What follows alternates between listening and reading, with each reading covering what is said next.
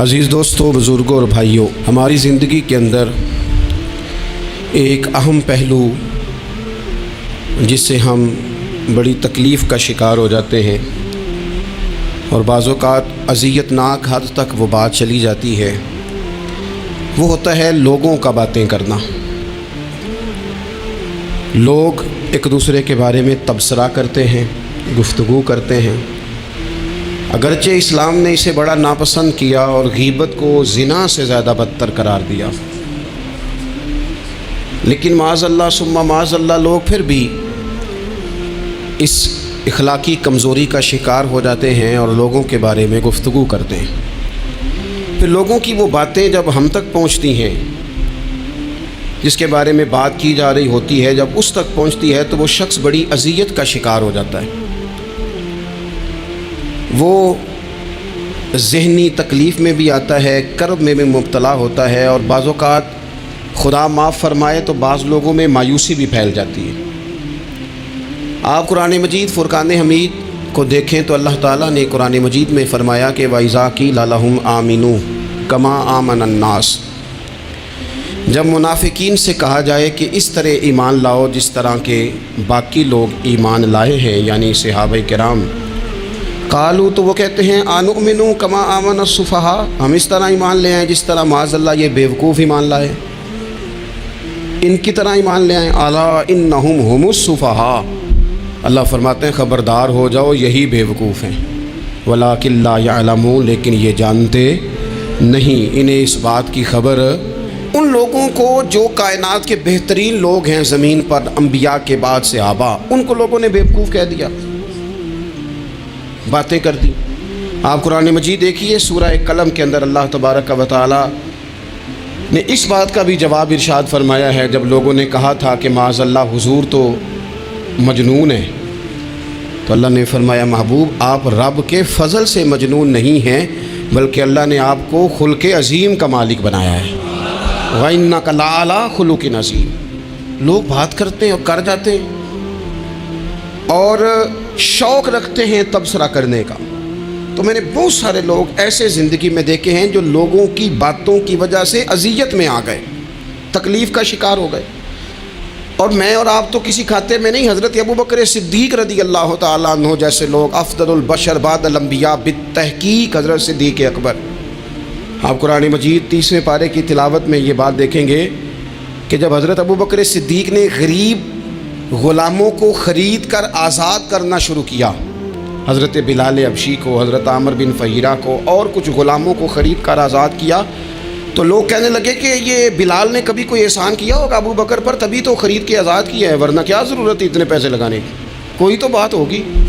اللہ تعالیٰ نے اس کا بھی قرآن مجید میں اعلان فرمایا ابو بکر نے جو کیا ہے رب کی رضا کے لیے کیا ہے۔ تو گفتگو کرنا، بات کرنا، لوگوں کا اتنا یہ خطرناک مزاج ہے، ایک جملہ کہہ کے لوگ سائڈ پہ ہو جاتے ہیں، بندہ بیچارہ ساری رات تڑپتا رہتا ہے، ایک فکرے کا تبصرہ کر کے لوگ کونے میں چھپ جاتے ہیں، اور کسی آدمی کے لیے وہ اسے سولی پہ لٹکا جاتے ہیں، اپنی زبان کے تیروں سے لوگ پریشان کرتے ہیں۔ پہلے تو اللہ سے یہ معافی مانگیں کہ رب اس جرم سے ہمیں محفوظ فرمائے۔ اور اب تو لوگوں کی زبانیں اتنی لمبی ہو گئیں کہ وہ صحابہ تک چلی گئی ہیں، اہل بیت نبوت تک چلی گئی ہیں۔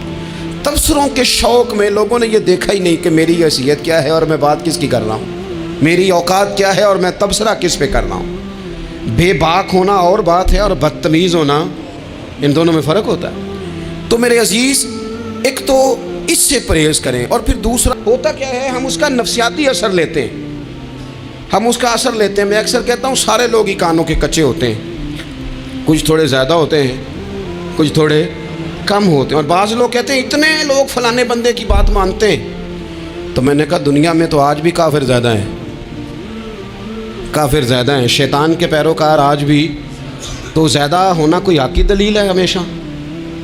یہ کیا بات ہوئی کہ فلانے کی اتنے لوگ بات مانتے ہیں؟ یہاں تو میں نے یہ دیکھا ہے اس معاشرے میں کہ جھوٹے سے جھوٹا آدمی، اس کے بھی فالوور ہوتے ہیں، دغے باز سے دغے باز بندہ، اس کے بھی گویوں کے فالوور، اداکاروں کے فالوور، فلانے کے فالوور۔ اس کا یہ تو بھائی انسان کا مزاج ہے، ہر بندہ کانوں کا کچا ہے، کوئی تھوڑا زیادہ کچا ہے، کوئی تھوڑا کم کچا ہے۔ تو باتیں تو ہوگی، لوگ منہ میں زبان رکھتے ہیں تو گفتگو تو کریں گے۔ اب یہ اثر لینے والے پہ ہے کہ وہ اس کا اثر کس طرح کا لیتا ہے۔ ہمارے ہاں بڑے بڑے سمجھدار لوگ نفسیاتی ہو جاتے ہیں، بڑی بڑی سمجھدار خواتین نفسیاتی ہو جاتی ہیں، میری ساس باتیں کرتی ہے، میری نند باتیں کرتی ہے، مجھے فلانا باتیں کرتا ہے، مجھے فلانا۔ بھائی باتیں، جس کے منہ میں زبان ہے اس نے بات تو کرنی ہے۔ اب آپ نے کیوں یہ دعویٰ کر لیا ہے کہ آپ اتنے اونچے چلے جائیں کہ آپ کو بات ہی کوئی نہ کرے؟ کیا حرج ہے اس میں؟ اگر کوئی آپ کو بات کر دے تو کیا ہے، ہم کسی نے کر لی تو پھر کیا ہوا؟ اس کا اتنا اثر قبول کرنا کہ ساری رات سونا ہی نہ، پریشان ہو جانا۔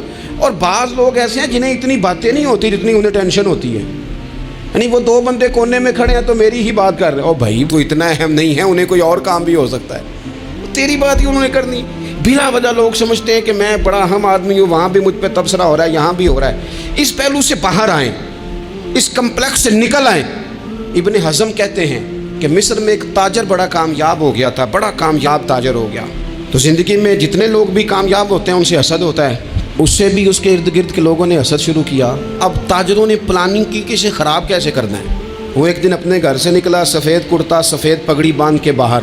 اب 5-6 لوگوں نے پہلے سے منصوبہ بندی کی ہوئی تھی۔ ایک صاحب اسے ملے، کہنے لگے ماشاءاللہ آج تو سفید کرتے پر سبز امامہ، سبز پگڑی بڑی ہی اچھی لگ رہی ہے۔ تو وہ ہنس کے کہنے لگا لگتا ہے آپ سو کے اٹھ کے آئے ہیں، پگڑی تو میری سفید ہے۔ اس نے کہا چلو پگڑی تو سبز ہی ہے، باقی آپ نہیں مانتے تو آپ کی مرضی۔ وہ آگے بڑھا، تو اب چونکہ پلاننگ تھی تو ایک شخص اور ملا، اس نے کہا کیا بات ہے، سفید کرتے پر آپ کا پیلے رنگ کا امامہ کیا جچتا ہے۔ اس نے کہا یار کو خدا کا خوف کر، ہنس کے کہا کیا ہو گیا، تیری اینک کا نمبر تو نہیں تبدیل ہونے والا ہوا؟ او بھائی میں نے تو سفید کرتا اور سفید ہی امامہ باندھا ہے۔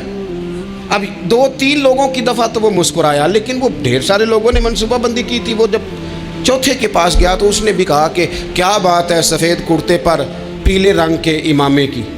اس نے کہا پیلا کہاں ہے؟ اب وہ غصے ہونے لگا۔ اب وہ چھٹے کے پاس گیا تو اس نے کہا جناب کیا بات ہے سفید کرتا اور کالا امامہ۔ اب وہ غصے میں اتنا باولا ہوا کہ پہلے ہنسا پھر رویا، پھر اسے سمجھ نہ آئی کہ دکان کا تالا کس چابی سے میں نے کھولنا ہے۔ بس وہ شام ہوئی تو اس بیچارے کو بچوں نے روڑے مارنے شروع کر دیے۔ وہ اتنی تکلیف میں آ گیا کہ لوگ اسے پاگل کہنے لگے۔ کیوں؟ اس لیے کہ لوگ منصوبہ بندی، افواہ تھی نا کہ میری طبیعت خراب ہے، تو لوگوں نے حال پوچھ پوچھ کر بیمار کر دیا۔ لوگوں کی باتیں، لوگوں کے تبصرے، لوگوں کے کومنٹس۔ بولے امام شافعی فرمانے لگے لوگوں کی باتیں پتھروں کی طرح ہوتی ہیں، یہ روڑوں کی طرح ہوتی ہیں، اگر انہیں کمر کے اوپر رکھ لو گے نا تو یہ تمہاری کمر توڑ دیں گی، اور اگر تم ان کو اپنے پیروں کے نیچے رکھ لو گے تو تمہارا قد اونچا ہو جائے گا۔ بس دنیا میں وہ لوگ پریشان ہوتے ہیں جو لوگوں کی باتوں کو کندھوں پر سوار کر لیتے ہیں، جو پیروں کے نیچے رکھے، جو پاؤں کے نیچے رکھے ان کا قد۔ وہ پرانے زمانے میں نا عارف رومی رحمۃ اللہ علیہ فرماتے ہیں کہ ایک بیل گائے گر گئی تھی کنویں کے اندر، تو اب وہ لوگ اس کو نکال تو نہیں سکتے تھے، تو انہوں نے اس طرح کیا کہ مٹی ڈالنی شروع کر دی کہ اب بدبو آئے گی، پریشانی ہوگی، تو اس کو بند کر دیتے ہیں اندر ہی کنویں کو، کنواں نئی جگہ پہ کھود لیتے ہیں۔ انہوں نے جب اس کے اندر مٹی ڈالی نا تو وہ گائیں جو تھی وہ مٹی جھاڑ کے تو مٹی کے اوپر آ گئی، انہوں نے پھر مٹی ڈالی تو وہ تھوڑی اور اوپر آ گئی، اور مٹی ڈالی تو اور وہ مٹی ڈالتے گئے اور گائیں وہاں سے کنویں سے باہر آ گئی۔ لوگوں نے دفن کرنا چاہا، وہ باہر نکل آئی۔ او میرے بھائی، لوگ بھی اپنی باتوں میں دفن کرنا چاہتے ہیں، لیکن یاد رکھنا جو چمکنے والے تھے وہ چمکتے ہی رہے، جن کو اللہ نے عزت دی تھی ان کی گھٹائی کوئی نہیں سکا۔ اتنی لمبی زبانیں کھول کے لوگوں نے صحابہ کے بارے میں باتیں کی، باتیں ہو رہی ہیں۔ لوگ جن کو دبانا چاہتے تھے، آج نہیں صوفیاء کی مخالفت شروع ہوئی، ان کے زمانے میں بھی ہوئی، ان کے دور میں ان کے خلاف کتابیں لکھی گئیں۔ لکھنے والے خدا جانے کہاں ہیں، اور داتا صاحب ہو رہی ہے، خواجہ صاحب ہو رہی ہے، حضور غوث اعظم کے ان کے زمانے میں بھی ایسا نہیں ہوا کہ بڑی خوشی سے لوگوں نے آگے بڑھ کے پھول ڈالے ہوں۔ ان کے دور میں باقاعدہ جتھے تیار ہوئے، جتھے، اور پورا کام کیا گیا۔ اور ویسے بھی اگر کوئی شخص آپ کا مخالف ہی نہیں ہے تو پھر آپ کو چمکنے کا مزہ کیسے آئے گا؟ کوئی تو مخالف ہو نا، کوئی تو ہو نا جو کوئی بات کرے۔ دیکھیں نا، اگر اندھیرا نہ ہو، رات نہ ہو تو بلب کی کوئی اہمیت رہ جائے گی؟ یہ چمکتا ہی تب ہے جب اندھیرا زیادہ ہوتا ہے۔ ہم کہتے ہیں اندھیرا ہو گیا، بھائی تجھے چمکنے کا موقع دیا ہے اندھیرے نے، تجھے اس نے عروج دیا، تم دیے باد مخالف سے نہ گھبرا اے عقاب، یہ تو چلتی ہے تجھے اونچا اڑانے کے لیے۔ تو باتوں سے پریشان نہ ہو، میں نے کہا کہ اگر آپ باتوں کا پہاڑ بنا کے اوپر سوار ہو جائیں گے نا تو قد اونچا کریں گی باتیں. جو بندہ ڈسکس ہونے لگ جاتا ہے وہی تو مشہور ہوتا ہے, اسی کی تو بات ہوتی ہے. دیکھیں کیا ہوتا تھا بھلا مکے میں, کوئی بندہ باہر سے آتا تو ابو جال اسے کھڑا کر کے کہتا حضور کے پاس نہ جانا. تو کہتا پتہ تو کروں بھلا نبی پاک کے پاس کیا ہے, پتہ تو کروں بھلا حضور کے پاس کیا ہے. تو جن سے تعارف نہیں ہونا تھا وہ بھی تعارف کرا رہے تھے رسول پاک کا. تو اس لیے باتوں سے گھبرا جانا. ہاں ایک بات ہمیں کتاب و سنت میں ملتی ہے, اس پر ضرور غور کریں. تہمت والی جگہ سے بچیں, تہمت کا موقع نہ دیں. مطلب بلا وجہ ہی اپنے لیے بحث کا دروازہ کھولنا یہ درست نہیں ہے. اپنے لیے ہم نہ دروازے کھول لیتے ہیں بحث کے, مفت کی بحث ہو رہی ہے, فلانا بھی ڈسکس کر رہا ہے. کچھ چیزیں ایسی ہوتی ہیں جو سب کی سمجھ کی نہیں ہوتی, وہ سب کے سامنے ڈسکس کرنا ضروری نہیں ہوتا. حضرت سیدنا ابو ہریرہ رضی اللہ تعالیٰ عنہ فرمایا کرتے تھے مجھے نبی پاک علیہ السلام نے علم کی 2 تھیلیاں دی ہیں, میں نے ایک کھولی ہے تمہارے سامنے, ایک کھولی ہے, دوسری نہیں کھولوں گا. اس لیے کہ ہر بندے کو بات اس کے ظرف کے مطابق کرنی چاہیے. تو موقع نہ دیں. نبی پاک صلی اللہ علیہ وسلم نے فرمایا اس بندے نے اپنی, یہ بخاری میں موجود ہے, فرمایا اس نے اپنی عزت اور اپنی جان کو محفوظ کر لیا جو فتنے والی جگہ سے بچ گیا. جہاں تہمت لگ سکتی ہے اس جگہ سے بچیں. جان بوجھ کے لوگوں کو موقع نہ دیں باتیں کرنے کا, جان بوجھ کے موقع نہ دیں. جامع ترمذی کے اندر حدیث موجود ہے, حضرت سیدنا عمر فاروق رضی اللہ تعالیٰ عنہ نے ایک موقع پر اجازت مانگی تھی نبی پاک صلی اللہ علیہ وسلم سے. عرض کیا یا رسول اللہ صلی اللہ علیہ وسلم مجھے آپ اجازت دے دیں, میں عبداللہ بن ابی سلول کی گردن اڑا دوں, یہ منافق بار بار آڑے آتا ہے, بار بار تکلیف دیتا ہے, آپ مجھے اجازت دیں میں اسے قتل کر دوں. اب وہ چونکہ کلمہ پڑھتا تھا, ساتھ تو رہتا ہی تھا نا, بہت سارے لوگ اسے مسلمان جانتے تھے. تو حضرت سیدنا عمر فاروق رضی اللہ تعالیٰ عنہ نے اجازت چاہی, کہ یا رسول اللہ صلی اللہ علیہ وسلم اگر آپ مجھے اجازت دے دیں, یہ ترمذی میں موجود ہے, یعنی آپ اس جگہ سے بچیں جہاں تہمت لگ سکتی ہے, جہاں بلا وجہ کسی شخص کو شر پھیلانے کا موقع مل سکتا ہے. یا رسول اللہ مجھے اجازت دے میں عبداللہ بن ابی سلول کی گردن اڑا دوں. تو نبی پاک صلی اللہ علیہ وسلم نے فرمایا کہ عمر اگر میں تمہیں ایسا کرنے کی اجازت دوں گا تو لوگ کہیں گے کہ اب اپنے قریبیوں کو انہوں نے مروانا شروع کر دیا ہے, ساتھ والوں کو ہی مروانا شروع, لوگ تو اسے مسلمان سمجھتے ہیں. تہمت والی جگہ سے. بلکہ بخاری شریف میں اسی طرز کا ایک اور پیغام بھی ہمارے لیے موجود ہے. یہ جو حرم شریف آج ہمارے سامنے ہے نا, بیت اللہ شریف, اس میں ایک پیچھے مقام ہے جس کو حتیم کہا جاتا ہے. یہ خانہ کعبہ کا حصہ ہے. حضور صلی اللہ علیہ وسلم کے اعلان نبوت سے پہلے جب قریش مکہ نے اسے تعمیر کیا نا دوبارہ سے, تو انہوں نے چندے کا کوئی اس طرح کا مزاج بنایا تھا کہ اس بندے سے پیسے لینے ہیں جس کے بالکل ہی جائز ہوں. اس ترتیب سے انہوں نے خانہ کعبہ کی تعمیر کی کہ پھر وہ ساری تعمیر نہ کر سکے, حتیم باہر رہ گیا. تو نبی پاک صلی اللہ علیہ وسلم نے ایک دن فرمایا, بخاری میں موجود ہے, حضور فرمانے لگے عائشہ اگر تمہاری قوم جاہلیت کے قریب نہ ہوتی, کیونکہ ابھی قریب جاہلیت چھوٹی ہے نا, ابھی لوگوں نے کلمہ پڑھنا شروع کیا ہے, فرمایا اگر یہ جاہلیت کے قریب نہ ہوتے تو میں کعبے کو انہی بنیادوں پر دوبارہ بنا دیتا جن بنیادوں پر حضرت ابراہیم علیہ السلام نے بنایا تھا. لیکن چونکہ یہ جاہلیت کے قریب ہیں, ان کی سمجھ میں چیز نہیں آئے گی, یہ شک میں پڑ جائیں گے, پریشان ہو جائیں گے, لہذا میں یہ کام نہیں کرتا. بہت ساری چیزیں ایسی ہیں کہ جن کی وجہ سے بعض سادہ لوگ ابہام کا شکار ہوتے ہیں. ابہام کا ہمارے علماء نے اس طرح کیا کہ بڑے طے کر کے عقائد کے عنوانات امت تک پہنچائے. ہر آدمی ہر شعبے کا اسپیشلسٹ نہیں ہوتا. بہت ساری لوگ باتیں مریض کے سامنے کرنے والی نہیں ہوتی, وہ صرف لواحقین کو بتانے والی ہوتی. پھر کچھ لوگ اور آئے جنہوں نے کہا کہ ہم تو ایفیشنسی دکھائیں گے, کچھ خاص ہر بات کھول کر لوگوں کے سامنے رکھیں گے. تو اس کا نقصان پھر یہ ہوتا ہے کہ سادہ لوگ مشکلات کا شکار ہوتے ہیں. وہ پھر جب کہتے ہیں ہر چیز ڈسکس کر لینی چاہیے تو پھر باتیں دور نکل جاتی ہیں. پھر لوگوں نے انبیاء کرام علیہم السلام کی اجتہادی خطاؤں کو ڈسکس کرنا شروع کیا. ربنا ظلمنا انفسنا, اگر حضرت آدم یہ لفظ کہیں تو ان کے لیے تو ٹھیک ہے, لیکن اگر کوئی غلام اور امتی اور بیٹا اٹھ کے یہ لفظ کہے تو اس کے لیے ٹھیک نہیں ہے. تو میرے عزیز ایسے کام نہ کریں جس کی وجہ سے بلا وجہ بحث کا. ہمارے یہاں کچھ لوگوں کو شوق ہے خبروں میں رہنے کا, وہ ایسی باتیں چھیڑتے ہیں جن سے نا وہ خبروں میں رہ سکیں. میں نے دیکھا ہے وہ کہتے ہیں جی میں نے کوئی انوکھی بات کرنی ہے. بھئی انوکھی بات کرنے سے بندہ مشہور تو ہو جاتا ہے. ہمارے زمانے میں مشہور ہی وہ ہوتا ہے جو دوسروں سے ذرا ہٹ کے بات کرے, انوکھی کرے. وہ ہمارے لطیفہ لکھا ہے نا, ایک اہل عرب کا ایک ہجا نام کا عربی کا ایک لطائف سنانے والا شاعر ہے، تو وہ کہتا ہے کہ ایک شخص نے ایک دفعہ کہہ دیا تھا گدھا کھانا جائز ہے. بڑے بڑے علماء اس کے گھر چلے گئے کہ بھئی کوئی دلیل، کوئی جزیہ، کوئی کہاں سے، کوئی کتاب، کوئی حوالہ، کوئی شے.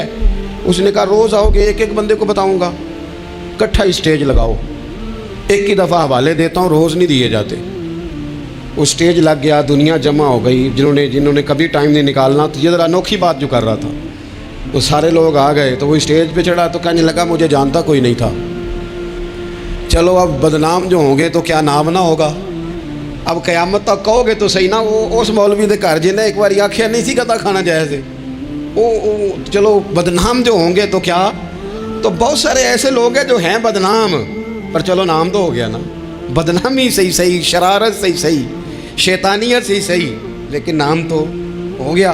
تو اس لیے کوئی ایسا انوکھا کام جس سے لوگوں کی، میں آپ سے بڑی گزارش عرض کروں، اعلیٰ حضرت بریلوی رحمۃ اللہ علیہ نا، لالٹین کے اندر مٹی کا تیل جلایا جاتا ہے ہمارے ہاں. تو مٹی کا تیل ظاہر ہے اس سے بدبو آتی ہے، تو مسجد میں وہ جلانا جائز نہیں تھا. تو ایک صاحب ارنڈی کا تیل لائے، وہ خوشبو والا ہوتا ہے. وہ لا کے انہوں نے نا اعلیٰ حضرت بریلوی رحمۃ اللہ علیہ کو لالٹین میں ڈال کے دیا اور کہا کہ یہ مسجد میں اس کو جلاتے ہیں چونکہ اس کے اندر سے خوشبو آتی ہے، بدبو نہیں آتی. تو وہ جو شرعی عذر ہے نا، حضور نے فرمایا کہ جمعے والے دن غسل کر کے آؤ تاکہ کسی کے پسینے سے ایک دوسرے کو تکلیف نہ ہو. کچا لہسن پیاز کھا کے مسجد آنا اس لیے منع کر دیا گیا کہ منہ کی بدبو سے تکلیف ہو. تو مسجد میں کوئی ایسی چیز جو بدبو کا باعث بنے منع ہے. اب انہوں نے وہ تیل لا کے لالٹین میں ڈالا جس سے خوشبو آتی تھی اور لالٹین بھی روشن ہوتی تھی. تو اعلیٰ حضرت فاضل بریلوی رحمۃ اللہ علیہ اپنے اس خادم سے فرمانے لگے کہ اب لوگ تو آئیں گے نا، تو ہمارے علاقے میں تو ساری دنیا مٹی کے تیل سے ہی چلاتی ہے، تو اب آپ نے ایک خوشبو والا تیل لا کے ڈال تو دیا ہے اس کے اندر لالٹین میں، پر یہ لوگوں کو بتائے گا کون کہ یہ تیل وہ نہیں ہے. لوگ تو یہاں سے دیکھ کے جائیں گے اور جا کے کہیں گے کہ اتنے بڑے عالم کی مسجد میں اگر جل رہا ہے تو ہم کیوں نہ جلائیں.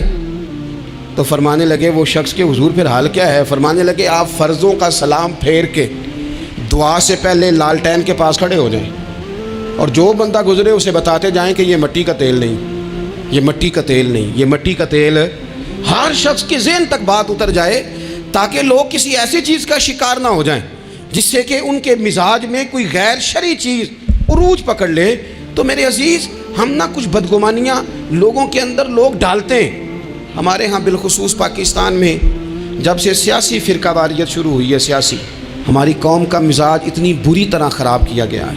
ہمارے نوجوان بچے جو بڑے سنجیدہ پڑھے لکھے، ان کی گفتگو اپنے سیاسی مخالف کے بارے میں اتنی لوز کر دی گئی ہے، اتنی کمزور کر دی گئی، اتنی خوفناک کر دی گئی ہے کہ اس طرح تو کبھی نہیں ہوا تھا. یہ مزاج جو لوگوں کو دیا جا رہا ہے، قومیں اپنے اخلاق کے طور پر زندہ رہتی ہیں. بد اخلاقیاں کبھی بھی انسانوں کو اونچا کر سکتی، پیچھے رہ جاتے ہیں لوگ. تہذیب کسی سوسائٹی کا حسن ہوتا ہے، اور اگر ایک سیاسی مخالف کے لیے آپ کا یہ والا مزاج بن جائے، اپنے سیاسی قد کو اونچا کرنے کے لیے آپ ان چیزوں کا سہارا لیں، یہ درست نہیں ہے. اخلاقی رویے میں کہوں گا کسی بھی سیاسی جماعت سے وابستگی ہے وہ 100% رکھے جو اس کی سمجھ میں آتی ہے، لیکن اپنے اخلاقی مزاج کو کبھی کمزور نہ ہونے دیں، اخلاقی رویہ کبھی کمزور نہ ہونے دیں. یہ کیسے ہو سکتا ہے؟ دیکھیں، ابو جہل، ابو لہب، عتبہ، عتیبہ، شیبہ، وہ وہی باتیں کر سکتے تھے جو ان کے مزاج کی تھیں، جو آج تک لوگ کسی بھی دیندار کے بارے میں کرتے ہیں. تو انہوں نے وہی باتیں آ کے کی تھی جناب ابو طالب کے ساتھ. انہوں نے کہا تھا کہ اگر معاذ اللہ ان کو دولت چاہیے تو ہم دیتے ہیں. بڑے سے بڑے مخلص آدمی پر آج لوگ دعویٰ نہیں کرتے کہ دولت کے لیے لگا ہوا ہے. انہوں نے کہا دولت چاہیے تو دیتے ہیں، اگر کسی خاتون سے نکاح کرنا چاہتے ہیں تو کرا دیتے ہیں، سرداری چاہیے تو دے دیتے ہیں. اب یہ سوچ ہی اتنی ہے، اس سے آگے جاتی نہیں. وہ معاذ اللہ حضور کے بارے میں اور بھی باتیں کرتے، یہ شاعر ہیں، یہ جادوگر ہیں، یہ فلاں ہیں. لیکن میرے نبی پاک علیہ الصلوۃ والسلام نے کبھی بھی ان کی ذاتی زندگی کو ڈسکس نہیں کیا، کبھی نہیں کیا. ابو جہل شراب پیتا تھا، لیکن حضور نے کبھی سوسائٹی میں یہ بات لوگوں کے سامنے بیان نہیں کی. وہ لوگوں کے پیسے دبا لیتا تھا، کئی جگہوں پہ حضور نے پیسے نکلوا کے دیے، لیکن جگہ جگہ گلی گلی کھڑے ہو کے حضور نے یہ نہیں فرمایا کہ یہ اس طرح کا ہے. آپ اپنے مخالفین کے بارے میں ضرور کلیم کریں، ثبوت کے ساتھ ضرور بات کریں، یہ ضروری ہے، لیکن آپ کا رویہ اتنا گھرا ہوا نہیں ہونا چاہیے کہ لوگ سمجھیں کہ یہ قوم تو اخلاق سے ہٹ گئی ہے. آپ اختلاف کریں، لیکن اختلاف کے بھی آداب ہوتے ہیں. اس ادب کے دائرے کے اندر رہ کے صحابہ کے بیچ بھی رائے کا اختلاف ہو جاتا تھا، ہو جاتا ہے، ہو جایا کرتا ہے. حضور اس اختلاف کو قبول کرتے، بھئی ہو جاتا ہے رائے کا اختلاف اپنوں میں، لیکن اس کے اندر انسان توہین پہ اتر آئے، اس کا لہجہ اس طرح کا ہو جائے جس طرح کی بازاری گفتگو کی جاتی ہے، تو محسوس ہوتا ہے کہ یہ تربیت کا فقدان ہے، یہ لہجے باوقار لوگوں کے نہیں ہوا کرتے۔ لہجے کو کبھی برا نہ ہونے دیں، انداز کو، لوگ آپ کو چھیڑیں گے، اپنی جگہ پہ کھینچ کے لانے کی کوشش کریں گے، بڑا کچھ لوگ کریں گے، لیکن آپ اپنی جگہ سے آپ تبدیل نہیں ہوں گے۔ آپ کہیں گے یار میرا ایک معیار ہے، میری ایک حیثیت ہے، میں اپنی حیثیت چھوڑ سکتا؟ میں اپنی حیثیت نہیں چھوڑ سکتا۔ ہر بندے کو آپ ڈسکس کریں گے، تو تہمت والی جگہ سے ضرور بچیں، بدگمانی سے ضرور بچیں، لیکن ہر شخص کو اس کے معیار کے مطابق اتر کا جواب دینا یہ باوقار لوگوں کا سٹیٹس نہیں ہوتا۔ وہ کہتے ہیں جا بات کر، جا کے تو کون ہوتا ہے تیری بات کرے، اب ہم ہر شخص کے منہ لگیں، یہ کیسے ہو سکتا ہے؟ نبی پاک صلی اللہ علیہ وسلم گزر رہے تھے، صحیح بخاری میں موجود ہے، آپ کی اہلیہ حضرت صفیہ رضی اللہ تعالیٰ عنہ آپ کے ساتھ تھیں، رات کا وقت تھا، حضور گزر رہے تھے، تو صحابہ کچھ کھڑے تھے، تو حضور نے ایک کو بلا کے کہا کہ یہ میری بیوی ہیں، صفیہ ہیں۔ عرض کرنے لگے حضور مجھے میری ماں روئے، میں کوئی آپ کے بارے میں بدگمانی کرتا؟ تو حضور نے جواب میں کیا کہا؟ محبوب فرمانے لگے جس طرح رگوں میں خون گردش کرتا ہے نا، شیطان بھی اسی طرح ہی گردش کرتا ہے۔ گویا حضور بتا رہے ہیں کسی وقت بھی بدگمانی پیدا کر دیتا ہے۔ میں تمہیں بتا رہا ہوں کہ اپنی اہلیہ کے ساتھ جا رہا ہوں، میری بیوی ہے، کوشش کریں کہ آپ اس جگہ سے بچیں جہاں باتیں ہو رہی ہوں۔ اور اس پہلو پہ تیسری گزارش اس عنوان پر یہ ہے کہ اگر کسی کے بارے میں باتیں ہو رہی ہوں تو فٹافٹ اس کا حصہ بننے کی کوشش نہ کریں، بلکہ آپ کے پاس جب تک کوئی شرعی ثبوت نہیں ہے تب تک آپ اس بات کا حصہ نہ بنیں۔ ہمارے ہاں بات ہو رہی ہوتی ہے تو دو چار بندے دوڑ کے نا اپنا بھی حصہ ڈالتے ہیں، بلکہ میں بڑی ذمہ داری سے یہ بات عرض کروں گا، بات لمبی ہوتی تب ہے جب کوئی بندہ درمیان میں کہہ دیتا ہے نا نہیں تجھے تو تھوڑا پتہ ہے، تھوڑا میں بھی کرتا ہوں۔ وہ کئی دفعہ وعدہ معاف گواہ بن جاتا ہے، جا کے دوسروں کو خبر کرتا ہے اس نے یہ کہا ہے، حالانکہ بندہ اس سے پوچھے کہ اگر انہوں نے کہا تھا تو اتنا سجن تھا تو وہاں جواب دے کے کیوں نہیں آیا؟ تجھے چاہیے تھا وہیں جواب دیتا، وہیں جا کے جواب دے دیتا۔ ایک بزرگ کی خدمت میں ایک دفعہ حاضر تھا، ایک بڑے عالم تھے، تو ان کے پاس آ کے ایک شخص نے کہا کہ فلاں آدمی آپ کے بارے میں یہ بات کر رہا تھا، تو وہ ہنس پڑے، فرمانے لگے پھر آپ کہاں تھے؟ کہنے لگے میں وہیں تھا۔ فرمانے لگے میرا اور آپ کا رشتہ کس طرح کا ہے؟ کہنے لگا جی میں تو شاگرد ہوں، ارادت مند ہوں۔ تو فرمانے لگے پھر آپ میرے پاس سوال لے کے آ گئے ہیں، آپ نے وہاں جواب کوئی نہیں دیا۔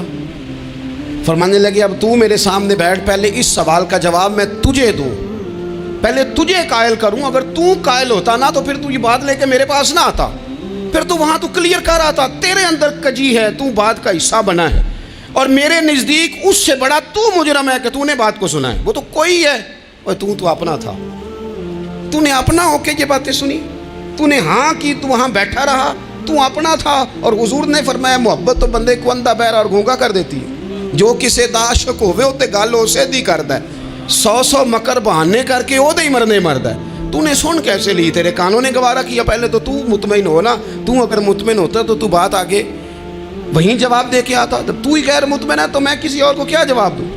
تو مدد کریں اپنے بھائی کی اس معاملے میں کہ اگر آپ کلیئر ہیں تو پھر آپ اسے وہیں کلیئر کریں، کہیں یار میری بات سن، یہاں تک تو بات ٹھیک ہے، اس بات کا میں گواہ ہوں، یہ ہو سکتی نہیں۔ اور نبی پاک کا یہ طریقہ ہے، مسند امام احمد بن حنبل میں حدیث موجود ہے، حضرت عبداللہ ابن مسعود رضی اللہ تعالیٰ عنہ، کمال آدمی حضرت عبداللہ ابن مسعود، حضور نے فرمایا عبداللہ ابن مسعود سے قرآن سیکھا کرو، یہ اسی طرح پڑھتے ہیں جس طرح میرے اوپر نازل ہوا تھا۔ حضرت عبداللہ ابن مسعود کو نبی پاک علیہ السلام نے فرمایا درخت پہ چڑھ کے ذرا میرے لیے مسواک تو اتار دو۔ حضرت عبداللہ ابن مسعود کی پنڈلیاں پتلی پتلی تھی، ٹانگیں پتلی تھیں، وہ درخت پہ چڑھے، ہوا چلی تو کپڑا تھوڑا ہٹ گیا، تو بعض لوگ ان کی پتلی پنڈلیوں کا مذاق اڑانے لگے، معاذ اللہ، دیکھو کیسی باریک باریک پنڈلیاں ہیں، کیا انداز ہے۔ اب حضور بیٹھے ہیں نا، تو انہوں نے جو بات کی تھی وہ بات بھی درست تھی، پنڈلیاں واقعی پتلی تھیں، اور کوئی بھی اس انداز میں دیکھتا تو شاید مسکراتا۔ جب انہوں نے کہا نا دیکھو پتلی پنڈلیاں، تو حضور نے ہمارے لیے طریقہ کیا چھوڑا، ہمارے لیے سیرت کیا چھوڑی۔ حضور سید عالم فوراً ارشاد فرمانے لگے، نبی پاک فرمانے لگے چپ کرو، تم میرے عبداللہ کی پنڈلیوں کو پتلا پتلا کہہ رہے ہو نا، قیامت کے دن جب میزان لگے گا اور ان پنڈلیوں کا تمہیں وزن پتہ چلے گا، پھر پتہ چلے گا میرے عبداللہ کی شان کیا ہے۔ یہ بڑی وزنی پنڈلیاں ہوں گی، جب ان کا میزان پر وزن تو آپ دفاع کریں۔ نبی پاک صلی اللہ علیہ وسلم نے فرمایا اگر کسی جگہ تیرے بھائی کی عزت پر حملہ ہو رہا تھا اور تو بچانے پر قادر تھا، اور تو نے اس کی عزت سے اس شر کو روک دیا، کہا نہیں یار ایسی بات نہیں ہے، تم غلط کہہ رہے ہو، فرمایا اگر تم کسی کی عزت کا دفاع کرو گے تو فرمایا جہاں تمہاری عزت خراب کی جا رہی ہوگی رب وہاں تمہاری عزت کا دفاع فرمائے گا، اللہ تمہاری عزت کا محافظ بن جائے گا۔ لیکن ہم کیا کرتے ہیں، ہم لوگ باتیں کر رہے ہوتے ہیں تو ہم ان باتوں میں ایک بات اور شامل کرتے ہیں، ہم ان باتوں میں ایک بات اور شامل کر لیتے ہیں اور انداز اختیار کر لیتے ہیں، اور جو آپ کے حق میں ہے اس نے مخالف نہیں ہونا، اور جو مخالف ہے اس نے کبھی حق میں چھوڑیں۔ آپ کس کو قائل کر رہے ہیں؟ جس کی سمجھ میں آتی ہے وہ قبول کرے، نہیں آتی تو دروازہ کھلا ہے، کہیں اور تشریف لے جائے۔ ہمارا یہ مزاج بن گیا کہ بلا وجہ کی وضاحتیں بھی بندے کو کمزور کرتی ہیں، بلا وجہ ہم کمزور پڑ جاتے ہیں۔ تھوڑے بے نیاز ہو جائیں، چھوڑیں، کچھ بے نیاز بنے، طبیعت کوئی بے نیاز۔ ہم نہ بے نیاز نہیں ہوتے، ہر بات کو سوچتے ہیں، ہر بات کی وہ جی وہ فلانے نے پتہ کیا کہا ہے، تو بڑی معذرت سے بالخصوص خواتین کا مسئلہ ہوتا ہے، وہ کہتے ہیں پوری دسو، نہیں دسو نے آنکھیں کی بھئی آپ نے کیا کرنا ہے، اس کے لیے پھانسی کا حکم لگانا ہے آپ نے، چھوڑ دیں، بات ہو گئی، ختم ہو گئی۔ اپنی زندگی میں تھوڑی سی بے نیازی بھی پیدا کریں، تھوڑی سی بے نیازی، ہر ایک کی بات سننا، ہر ایک کی بات پر غور کرنا، ہر بندے پر تبصرہ شروع کر دینا، وہ تو تکلیف آ جائے گی۔ وہیں سے جہاں سے بات شروع کی تھی پھر وہیں لاتا ہوں کہ باتوں کا اثر لیں لیکن صرف خیر کی باتوں کا اثر لیں، لیکن صرف اچھے لوگوں کی باتوں کا۔ ہر ایک کی بات کا اثر لوگے، لوگ دو قدم نہیں چلنے دیں گے۔ اور دوسرا میں آپ کو بڑی ذمہ داری سے عرض کرتا ہوں، ہم ویژن والے لوگ ہیں، ہماری 1400 سال کی تاریخ ہے، ہم ویژن والے لوگ ہیں۔ یہ نہیں ہے کہ ادھر ایک بندہ آیا تو تھوڑی سی ہم اس کے پیچھے چلے جائیں گے، پھر کل ایک اور آئے گا تو تھوڑا سا اس کے پیچھے چلے جائیں گے۔ یہ تو وہ لوگ ہوتے ہیں جن کے پیچھے بنیاد نہیں ہوتی، اور جن کی پوری بنیادیں ہونا وقت زیادہ ہو گیا، ورنہ میں آپ کو اپنی سند پڑھ کے بتاتا کہ ہماری سند امام بخاری تک کیسے جاتی ہے اور امام بخاری کی رسول پاک تک کیسے جاتی ہے۔ یہ تو ایک تسلسل ہے، تو اس لیے بڑی جلدی آزمائش کا شکار نہ ہوا کریں۔ باتیں کس لیے ہیں؟ جو بندہ ویلا ہے اس نے بھی 4 باتیں تو ہر بات کا اثر نہ لیں۔ بالخصوص جوانوں سے کہتا ہوں، ٹارگٹ اچیو کرنے کے لیے سب سے پہلے تو مقاصد کا تعین کرے، جانا کے دور، پھر اس پہ لگ پڑے۔